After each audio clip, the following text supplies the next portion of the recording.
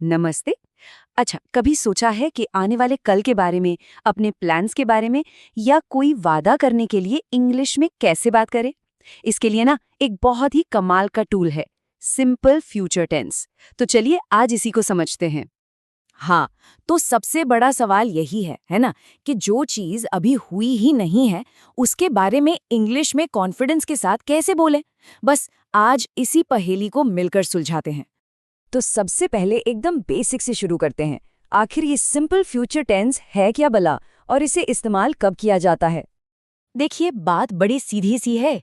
कोई भी एक्शन, कोई भी काम जो अभी नहीं हुआ है बल्कि भविष्य में होने की उम्मीद है, चाहे वो कल हो, अगले हफ्ते हो या अगले साल, उसे बताने के लिए हम इस टेंस का इस्तेमाल करते हैं।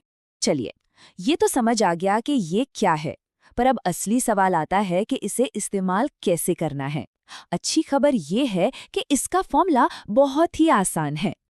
ये रहा इसका एकदम सिंपल और पावरफुल फॉर्मूला। सबसे पहले आता है सब्जेक्ट, यानी जो काम कर रहा है। उसके ठीक बाद आता है विल या शैल, और फिर आता है V1, मतलब वर्ब की पहली बेसिक फॉर्म।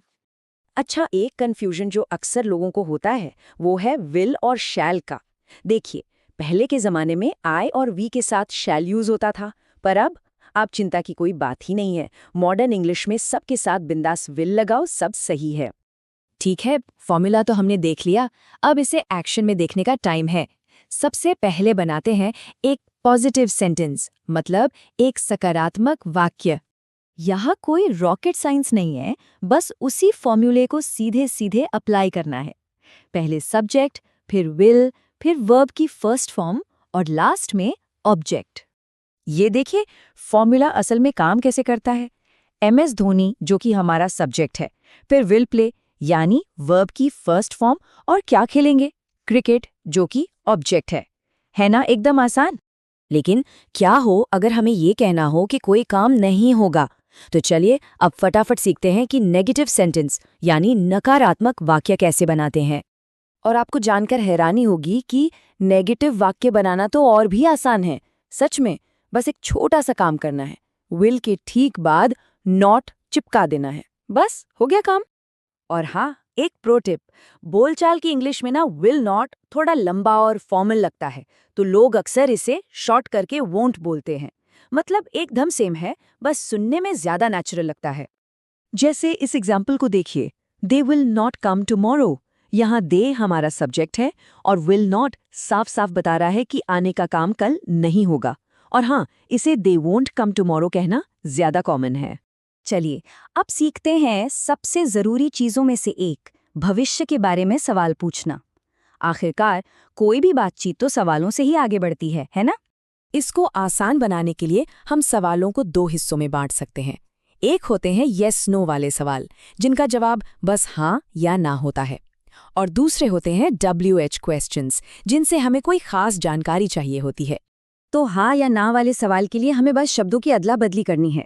जो विल सब्जेक्ट के बाद आ रहा था वो उछलकर सेंटेंस की शुरुआत में आ जाता है, बस। जैसे कि will you speak in English. यहाँ सीधे सीधे पूछा जा रहा है कि क्या कोई काम भविष्य में होगा या नहीं। इसका जवाब या तो हाँ होगा या ना। और अगर हमें हाँ या ना से ज्यादा कुछ जानना है, तो हम व्हाट, वेयर, व्हेन, हु जैसे WH वर्ड्स का इस्तेमाल करते हैं, और ये शब्द विल से भी पहले, सबसे आगे आ जाते हैं। ये एग्जाम्पल देखिए, जैसे ही हमने व्हाट लगाया, सवाल का पूरा मतलब ही बदल गया। अब जवाब हाँ या ना नहीं हो सकता, अब तो कुछ खास जानकारी देनी पड़ेगी। तो हमने अभी तक जो कुछ भी सीखा, उसका एक ही हीरो है, और वो है विल। ये टेबल एक तरह से पूरी कहानी का क्विक रिकैप है। पॉजिटिव, नेगेटिव, क्वेश्चन, सब कुछ इसी विल के इर्द गिर्द घूमता है। इसे अपनी चीट शीट समझ सकते हैं। तो अब सवाल ये उठता है कि इस ज्ञान का इस्तेमाल कैसे होगा? क्योंकि देखिए, किसी भी चीज को सीखने का सबसे अच्छा तरीका क्या है? उसे यूज करना, उसे आजमाना। तो जरा सोचिए, what will you do next? अगर वीडियो अच्छा लगे तो please like and subscribe this channel. और भी ऐसे हम बहुत सारे वीडियो लेके आने वाले हैं अगली सीरीज़ में।